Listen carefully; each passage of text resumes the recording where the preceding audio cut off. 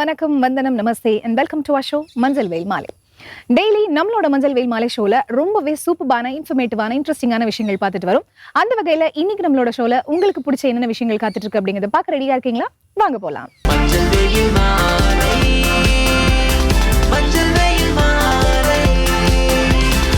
நம்ம ஷோட first segment யோகாசனம்.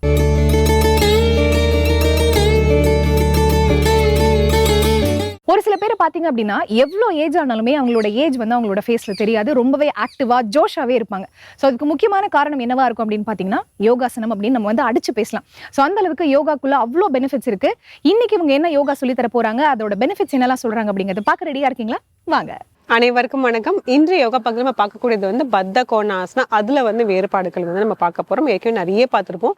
இதுல வந்து பத்த கோணாசனம் பண்ணிட்டே வந்து நம்ம வந்து பேக் பெண்ட் வந்து பண்ண போறோம். அப்படியே வந்து ஃபார்வர்ட் பெண்டும் வந்து பண்ண போறோம். பத்த கோணாசனம் எப்படி பண்றதுன்னு ஃபர்ஸ்ட் பார்த்துருவோம். நார்மலா கால்கள் வந்து முன்னோக்கி நல்லா நீட்டிட்டு ஒவ்வொரு காலா வந்து நம்ம கொண்டு வரணும். இது பேசிக்ல இருந்து அப்படியே வந்து நான் சொல்லிடுறேன்.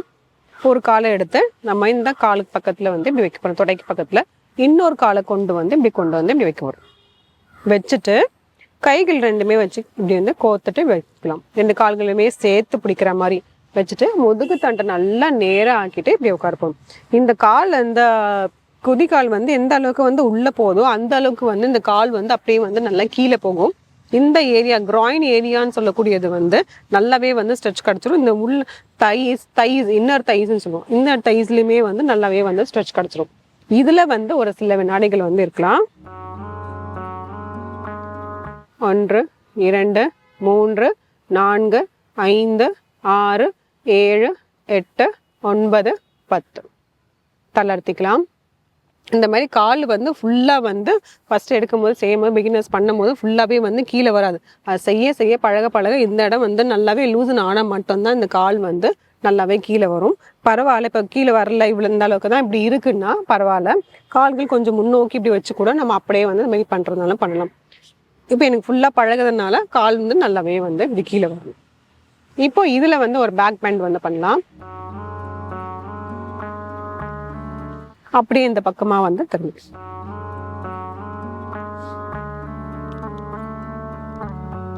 இப்படி பத்த கோணாசனால உட்காந்துட்டு கைகள் வந்து பின்னோக்கி வந்து இப்படி கொண்டு போகும். விரல்கள் வந்து பின்னோக்கி இருக்கணும். இதுலயே வந்து இந்த ஒவ்வொருத்தருக்கும் அந்த ஹைட்டுக்கு ஏற்ற மாதிரி நம்ம அட்ஜஸ்ட் பண்ணிக்கணும். இங்கே உட்காந்துட்டுல இருந்து கைகள் வந்து எவ்வளோ தூரம் வைக்கிறது, ரொம்பவும் வந்து இப்படி எடுத்துகிட்டு போயிடக்கூடாது, ரொம்பவும் நெருக்கமாக வைக்கக்கூடாது. ஓரளவுக்கு இன்டர்மீடியேட்டில் வந்து இந்த கைகள் வச்சுட்டு இப்போ அப்படியே வந்து இடுப்பு பகுதி நல்லா மேல் நோக்கி தூக்கிட்டு மார்பு பகுதியை விரித்து பின்னோக்கி வந்து சில வினாடிகள்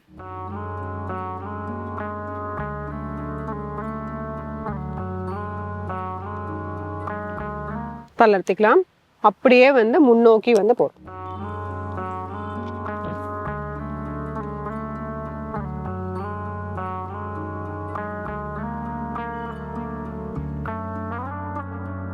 தளர்த்திக்கலாம்.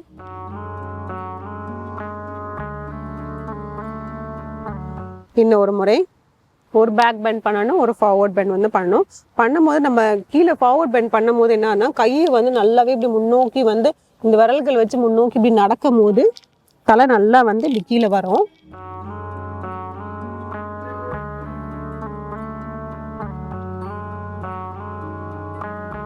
சில வினாடிகள்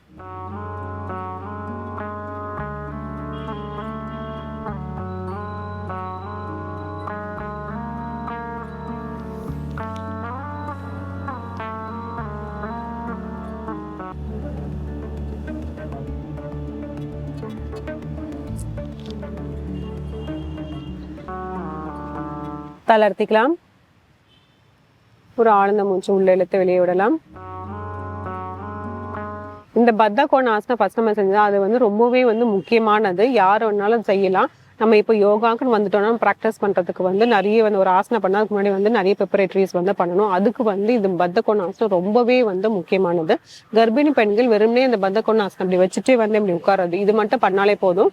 அவங்க பின்னோக்கி வளையிறதோ இல்லை முன்னோக்கி வளையிறதோ பண்ண வேண்டாம். இது மட்டும் பண்ணாலே அவங்களுக்கு போதும். அவங்களுக்கு வந்து நார்மல் டெலிவரி வரதுக்கு வந்து ஈஸியாக இருக்கும். அதுக்கப்புறம் இந்த பெரியவர்கள் அப்புறம் சிறியவர்கள்லாம் வந்து இந்த பேக் பெண்ட் ஃபார்வர்ட் பெண்ட்லாம் வந்து தாராளமாக வந்து செஞ்சுக்கலாம். இதனால வந்து நிறைய பலன்கள் வந்து ஜாஸ்தியாக இருக்கு. இந்த ஆசனம் செஞ்சு பாருங்க. மீண்டும் அடுத்த பகுதியில் சந்திக்கலாம். மஞ்சள் வெயில் மாலை மஞ்சள் வெயில் மாலை. நம்ம ஷோட நெக்ஸ்ட் செக்மெண்ட் இங்கிலீஷ்ல பேசலாம். இந்த உலகத்துல நம்மளால முடியாதுன்னு சொல்றதுக்கு எந்த ஒரு விஷயமும் இல்லைங்க. எல்லாமே நம்மளால சாத்தியமாகும். ஸோ இங்கிலீஷ் பேசணும் அப்படிங்கிறது கனவா மட்டுமே இருக்கு. அதை எப்படி நனவாக்குறது தெரியல அப்படிங்கிறது பல பேரோட கேள்வியாவே இருந்துட்டு வருது. ஸோ அந்த ஒரு கேள்விக்கு நம்மளோட இந்த செக்மெண்ட் முற்றுப்புள்ளி வச்சாச்சு. எவ்வளவு ஈஸியா இங்கிலீஷ் கத்துக்க முடியும் அப்படிங்கறத பாருங்க. ஹலோ ஃப்ரெண்ட்ஸ், இன்னைக்கு நம்ம இங்கிலீஷில் பேசலாங்கிற நிகழ்ச்சியில் புதுசாக என்ன பார்க்க போகிறோம், ஆல்ரெடி என்ன பார்த்துட்டு இருக்கோம். புதுசாக அப்படிங்கும் போது இன்னைக்கான இன்ட்ரெஸ்டிங்கான சென்டென்ஸ் என்ன அப்படிங்கிறது தான். ஸோ இந்த இன்ட்ரெஸ்டிங்கான sentence based on the rule இல்லையா? ஸோ என்ன பேஸ் பண்ணி ரூல் பார்க்குறோம், நம்ம ஃபியூச்சர் பர்ஃபெக்ட் டென்ஸ், டென்சஸ் அப்படிங்கிற ஒரு காலங்கள் அப்படிங்கிற ஒரு விஷயங்களை வச்சுட்டு நம்ம என்ன பண்ணிட்டு இருக்கோம், நிறைய சென்டென்ஸ் ஃப்ரேம் பண்ணுறோம். ஏன் மேம் இவ்வளோ சென்டென்சஸ் ஃப்ரேம் பண்ணுறோன்னா, நீங்கள் எவ்வளோ ப்ராக்டிஸ் ஒரு பர்டிகுலர் சென்டென்ஸில் இல்லை பர்டிகுலர் ரூலில் பர்டிகுலர் கிராமரில் நீங்கள் எடுக்கிறீங்களோ அவ்வளோ உங்களுக்கு ப்ராக்டிஸ் ஆகும்போது உங்களுக்கு ரிட்டன் ஆர் ஸ்பீக்கிங் ஸ்கில் வந்து உங்களுக்கு இன்னும் ஷைன் ஆகும். ஸோ அதை நீங்கள் இன்னொரு தடவை வந்து என்ன பண்ணணும், ஒரு சர்ச் பண்ணணும், போய் தேடணும், திரும்ப இன்னொருத்தர போய் கற்றுக்கணும் அப்படிங்கிறது அவசியம் இல்லை. ஸோ ஜஸ்ட் நீங்கள் ஒரு ரூலை தெரிஞ்சு அந்த ரூலுக்கு ஒரு 5 நாளுக்கு ஒரு 5 சென்டென்ஸ் எழுதுனீங்கன்னா that is okay, somehow fine. But அதே அந்த ரூலை ஒரு நல்ல ஒரு கீப் ஆன் ப்ராக்டிஸ் இருக்கும், ஒரு 20 days ஒரு சாலிடாக நீங்கள் எழுதிக்கிட்டே வரீங்க இல்லை பேசிக்கிட்டே வரீங்கன்னும் போது யூ வில் கெட் நல்ல ஒரு ஸ்கில், உங்களுக்கு டிஃப்ரென்சியேஷன்ஸ் தெரியும். ஸோ அதுக்காக தான் நம்ம என்ன பண்ணுறோம், ஸோ மல்டிபிள் சென்டென்சஸ் ஒரு டென்ஸ்லேருந்து நம்ம என்ன பண்ணுறோம், டிஸ்கஷன்ஸ் பண்ணிக்கிட்டே இருக்கோம். அதுவும் அஃபர்மேட்டிவ் பேஸ்டில், ஸோ ஏற்ற இறக்கங்களோட பாசிட்டிவ் நெகட்டிவ் இன்ட்ராகேட்டிவ்ஸோட கொடுத்துட்டு இருக்கோம். ஸோ அப்படி இருக்கும்போது இன்னைக்கு நம்ம என்னன்னா அதே ஃபியூச்சர் பர்ஃபெக்ட் டென்ஸ் ஆனால் என்ன பண்ண போகிறோம், இன்ட்ராகேட்டிவ்ல கொடுக்க போகிறோம். அந்த இன்ட்ராகேட்டிவ் கேள்விகளாக கொடுக்க போகிறோம். ஸோ இந்த கேள்விகள் கொடுத்தாலும் பதில்கள் கொடுத்தாலும் யார் வேணும், நமக்கு ஆக்ஷன் ஃபார்ம், அதாவது வேர்ப் ஃபார்ம் அப்படிங்கிறது வேணும். V1 V2 V3 அப்படிங்கிற அந்த வேர்ப் ஃபார்ம்குள்ளார தான் நம்ம என்ன பண்ண போகிறோம், கொண்டு வர போகிறோம். ஸோ இந்த வேர்ப் ஃபார்ம்குள்ளார நம்ம கொண்டு வரோம் அப்படிங்கும்போது கொண்டு வரக்கூடியதுல நமக்கு என்ன பண்ணுறாங்க, ஹைலைட்ஸ், அதாவது ஸோ வேர்ப் 2 எப்படி கொடுக்குறோம், வேர்ப் 3 எப்படி கொடுக்குறோம், பாஸ்ட் பார்ட்டிசிபிள் எப்படி எந்த இடத்துல பிளேஸ் பண்ணுறோங்கிறது தான். ஸோ அப்படி இருக்கும்போது இன்னைக்கு ரூல், இன்னைக்கு வேர்ப் ஃபார்ம், இன்னைக்கு சென்டென்ஸ் என்னன்னு பார்க்கலாம் வாங்க. இன்னைக்கு டென்ஸ் வந்து future perfect tense.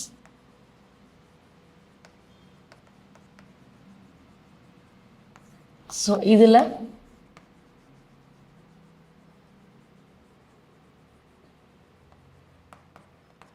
Interrogative question mark.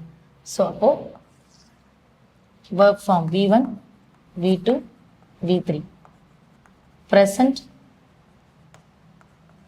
past, past participle அப்படிங்கிறது தான்.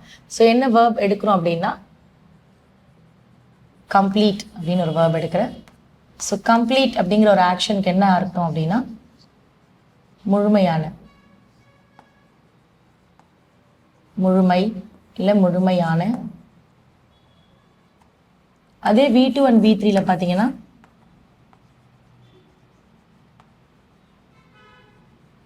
completed, completedனு முடிஞ்சிருச்சு இல்லையா? ஸோ அப்போ நிறைவு. ஸோ completed, completedங்கிறது finished, ஸோ முடிஞ்சிருச்சு. ஸோ அப்போ நிறைவு அப்படிங்கிறது முழுமையான, நிறைவு அப்படின்னு 2 வித்தியாசங்கள் இருக்கு வேர்ப்ல. தென் இப்போ சப்ஜெக்ட்ஸ் என்ன இருக்குன்னு பார்க்கலாம். I, we, you, he, she, they, it, இவங்கெல்லாம் சப்ஜெக்ட்ல இருக்காங்க. அண்ட் ஃபியூச்சர் பர்ஃபெக்ட் டென்ஸ் அப்படிங்கும் போது ரூல். ஸோ என்ன ரூல்ல இருக்காங்க, will or shall plus subject plus have, perfect and V3. V3 stands for past participle question mark.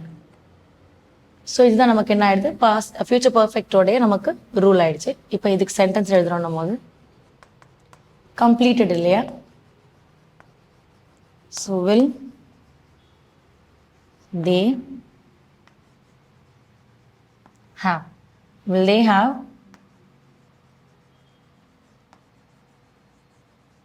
completed the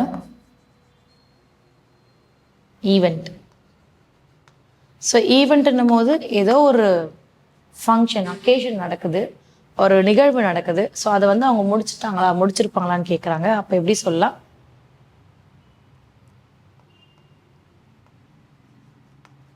so இந்த இடத்துல த கொடுத்துருக்கேன்.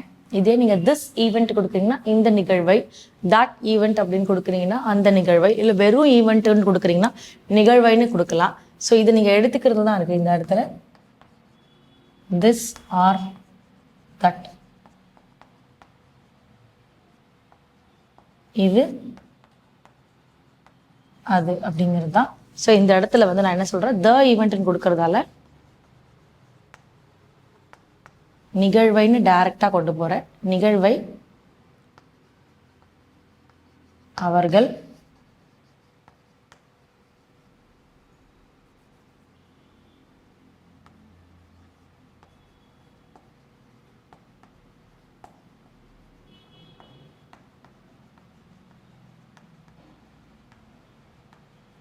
முடித்திருப்பார்களா அப்படிங்கிறது தான். ஸோ அப்போ அந்த ஈவெண்ட்டை வந்து அவங்க முடிச்சிருப்பாங்களா அப்படிங்கிற மாதிரி. இதுக்கு நீங்கள் ஆன்சர் எழுதுறீங்கன்னும் போது they will have completed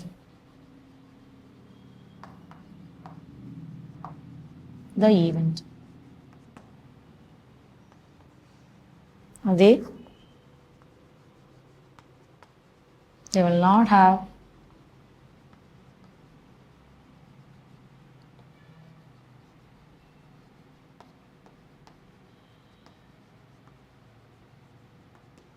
completed the event. So அப்போ ஒரு ஈவெண்ட்டை அவங்க முடிச்சிருப்பாங்கன்னு ஒரு பாசிட்டிவ், ஒரு ஈவெண்ட்டை அவங்க முடிக்கலைங்கிறதுக்கு ஒரு நெகட்டிவ், அவ்வளோதான். ஸோ அந்த நிகழ்வு இந்த அந்த அப்படிங்கிறத நீங்கள் கொடுக்கலாம், ஸ்பெசிஃபை பண்ணனாலும் பண்ணிக்கலாம். இல்லை ஜஸ்ட் ஒரு நார்மலாக நான் வந்து அக்கேஷன் தான் சொல்ல விரும்புகிறேன்னா தான்னு கூட நீங்கள் மென்ஷன் பண்ணிக்கலாம். ஸோ அதுக்காக தான் அந்த வித்தியாசம் கொடுத்துருக்கேன். ஸோ முழுமையான அப்படிங்கிறது போது கம்ப்ளீட், அந்த நிறைவுங்கிறதும் அதுதான், முடிக்க அப்படிங்கிறதும் அதுதான், ஃபினிஷ் இல்லையா.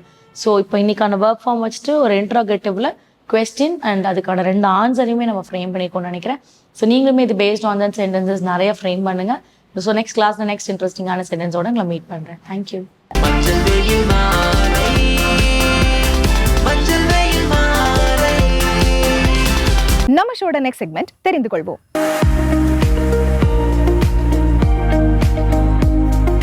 ஒவ்வொரு நாளும் ஒவ்வொரு விதமான விஷயங்களை பார்த்துட்டு வரும். இன்னைக்கு இவர் என்ன சொல்ல போறாரு அப்படிங்கறத பாருங்க.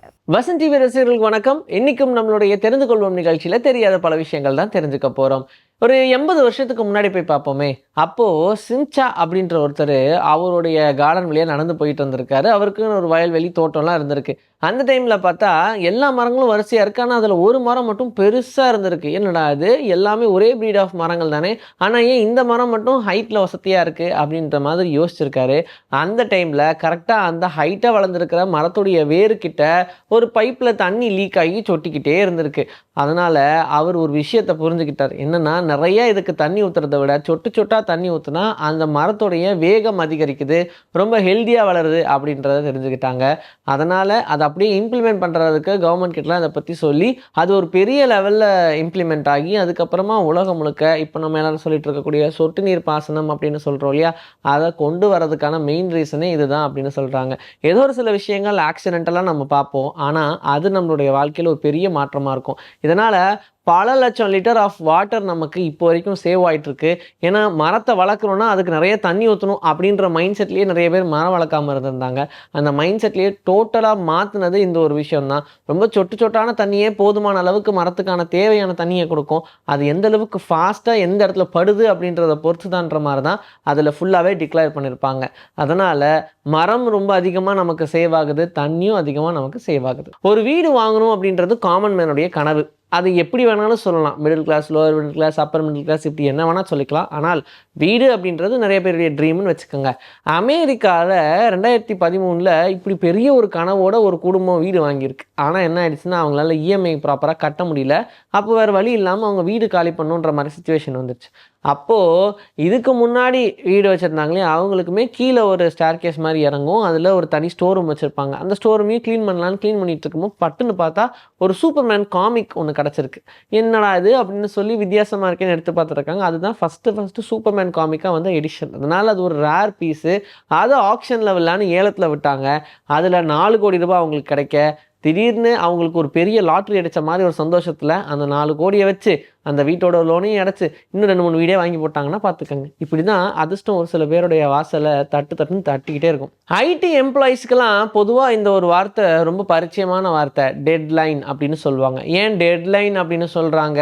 சரி, முதல்ல இந்த டெட்லைன் வார்த்தை எதுக்காக பயன்படுத்துவாங்க அப்படின்னு கேட்டால், ஏதோ ஒரு ப்ராஜெக்டை கொடுத்துருப்பாங்க, அந்த ப்ராஜெக்ட் அந்த அசைன்மெண்ட்டை சொன்ன டேட்டுக்குள்ளே முடிக்கணும், அதுதான் டெட்லைன். இந்த மாதம் 22 தான்ப்பா உனக்கு டெட்லைன் அப்படின்னு சொல்லுவாங்க இல்லையா? அந்த மாதிரி அவங்களுக்குன்னு ஃபிக்ஸ் பண்ணக்கூடிய ஒரு டேட், அதுதான் டெட்லைன்னு சொல்லுவாங்க. ஆனால் இந்த டெட்லைன் வார்த்தை எங்கேருந்து வந்துச்சுன்னா, பல வருஷங்களுக்கு முன்னாடி ஜெயில் கைதிகள் எல்லாருக்கும் ஒரு லைன் வரைவாங்களாம். அந்த லைன், இதுதான் உங்களோட லைன், இதிலிருந்து நீங்கள் தாண்டி வரக்கூடாது, அப்படி வந்தால் ஷூட் பண்ணுவோம் அப்படின்ற மாதிரி சொல்லுவாங்க. அதே மாதிரி கைதிகள் அந்த லைனை தாண்ட ட்ரை பண்ணாங்கன்னா உடனே சுற்றுவாங்க. இது எதுக்குன்னா, அந்த லைன் இருக்கிற பயத்தை ஏற்படுத்துறதுக்கு தான். அந்த லைனை தாண்டவே கூடாது அப்படின்ற மாதிரியான ஒரு மென்டாலிட்டி எல்லாருக்கும் கொண்டு வரணுன்றதுக்காகவே இதை ராவாக பண்ண ஆரம்பித்தாங்க. அந்த லைனுக்கு பேர் தான் டெட்லைன். அந்த லைனை தான்னா டெட்டு, அதுதான் டெட்லைன். அதை அப்படியே நாளடைவில் இந்த ஒர்க்கிங் டேர்முக்கு கொண்டு வந்து, இது உனக்கு டெட்லைன், இதுக்குள்ளே நீ முடிச்சாகணும் அப்படின்ற மாதிரி கொண்டு வந்துட்டாங்க. ஏரோப்ளைனோடைய நோஸ் இருக்குல்ல, அது ரொம்ப ரொம்ப ரொம்ப சாஃப்டாக இருக்கும். அதாவது பஞ்சு மாதிரி இருக்கும், அப்படி மீனிங் கிடையாது. அந்த டோட்டல் பாடியை கம்பேர் பண்ணும்போது அந்த நோஸ் ரொம்ப சாஃப்டாக இருக்கும் அப்படின்னு சொல்கிறாங்க. ஏன் ரொம்ப திக்கான லேயராக இல்லாமல் தின்னான லேயரில் செஞ்சுருக்காங்கன்னா, அங்கிருந்தா சிக்னல் ரொம்ப அதிகமாக எமிட் ஆகும். அப்போது நிறைய சிக்னல்ஸ் ஜாம் ஆகிறதுக்கு சான்சஸ் இருக்குது. இன்கேஸ் அந்த லேயர் ரொம்ப திக்காக இருந்துச்சுன்னா. ஒரு பறவை ரொம்ப வேகமாக வந்து மோதுனா கூட அந்த பறவை உள்ளே போயிடும்ன்ற லெவலுக்கு தான் அந்த டிசைனே இருக்கும். ஆனால் அதை பண்ணதுக்கான ரீசன் இதுதான் சொல்கிறாங்க. காற்றை ரொம்ப வேகமாக பிரிச்சுக்கிட்டு போகுது, அதுக்கேற்ற மாதிரியான ஷேப் மட்டுமே தான் அதை காப்பாற்றி கொடுக்குது. ஃப்ளாட்டாக இருந்துச்சுன்னா எப்பயோ அது ஒடுங்கி போயிருக்கும். ஆனால் அப்படி போகக்கூடாதுன்ற மாதிரி தான் ரொம்ப கூர்மையான ஒரு ஷேப்பில் இந்த ஏரோப்ளைனையை உருவாக்கியிருப்பாங்க. யூஎஸ் மாதிரியான கண்ட்ரீஸில் நிறைய ராபரிஸ் நடக்குது அப்படின்னா, அங்கே என்ன பண்ணுவாங்க, போலீஸ் துரத்திக்கிட்டே போவாங்க, சேஸ் பண்ணுவாங்க, எல்லா இடங்கள்லையும் சிக்னல்ஸ் இருக்கும், சிசிடிவி இருக்கும், இமீடியட்டாக மானிட்டர் பண்ணுவாங்க, இப்படி நிறைய நடக்கும். ஆனால் அந்த இடத்துல அந்த காரை ஸ்டாப் பண்ணுறதுக்கான வழிகளே இல்லாமல் இருக்கும். அப்படி பார்த்தோம்னா, நம்ம இந்த ஜிடிஏ மாதிரியான கேம்ஸ் எல்லாம் விளையாடும் போது கார் வந்துக்கிட்டே இருக்கும், அந்த காரை ஸ்டாப் பண்ணுறதுக்காக கீழேருந்து போலீஸ் அப்படியே ஒரு ஸ்பைக்ஸை போடுவாங்க இல்லையா? அந்த ஸ்பைக்கில் கார் பட்ட உடனே பஞ்சர் ஆயிரும். இந்த மாதிரியான ஸ்பைக்ஸ் மேனுவலாக நிறைய பேர் யூஸ் பண்ணிட்டு தான் இருந்தாங்க. ஆனால் இப்போ car to car spike extend பண்ணுற மாதிரியான ஒரு டிவைஸை கண்டுபிடிச்சிருக்காங்க. இது என்னென்னா, போலீஸ் கார் போய்கிட்டே இருக்கும்போது பக்கத்தில் ஒரு கார் அது சேஸ் பண்ணி போயிட்டுருக்காங்க அப்படின்னா, போலீஸ் ஒரு பட்டனை தட்டினாங்கன்னா அவங்களுடைய கார்லேருந்து ஒரு ஸ்பைக்கு ரைட்டில் எக்ஸ்டெண்ட் ஆகி அவங்களுடைய வீலில் பட்டு ஸ்லோ ஆகும் அப்படின்னு சொல்கிறாங்க.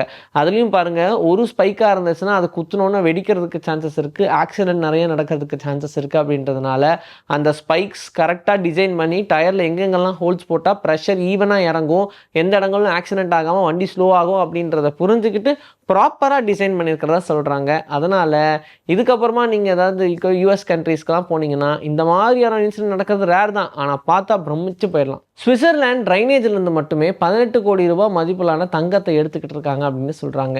எப்படிப்பா இது பாசிபிள் அப்படின்னு கேட்டால், ட்ரைனேஜை சுத்திகரிக்கக்கூடிய வேலைகளை அந்த கவர்மெண்ட் செஞ்சுக்கிட்டு இருக்கு இல்லையா? அப்போது அதில் நிறைய டஸ்ட்டு வேஸ்ட் பார்ட்டிகல்ஸ் எல்லாம் கோல்டோடது வரும். ஏன்னா அங்கே கோல்டு ஃபேக்ட்ரி ரொம்ப அதிகமாக இருக்குது. ஸ்விஸ் மேடிங் வாட்சஸ் இருக்கு இல்லையா? அந்த வாட்ச்லேயே நிறைய கோல்டை தான் பயன்படுத்துகிறாங்க. அதனால தான் நம்ம ஸ்விஸ் பிராண்டோடைய வாட்ச் அப்படின்லாம் பார்த்துருப்போம். அப்படி பயன்படுத்தக்கூடிய அந்த ஃபேக்ட்ரியிலிருந்து வரக்கூடிய நிறைய துவள்கள், டஸ்ட்டு, இது எல்லாத்தையுமே செக்ரேட் ஆகி கொண்டு போய் ட்ரைனேஜை தான் வர்றாங்க. அந்த ட்ரைனேஜை சுத்திகரிக்கிறது மூலியமா நிறைய கோல்ட்ஸை அந்த கவர்மெண்ட் எடுக்குது அப்படின்னு சொல்கிறாங்க. இப்படி வருஷம் 18 கோடி ரூபாயான மதிப்புள்ள கோல்டை எடுத்துக்கிட்டே இருக்காங்களாம்.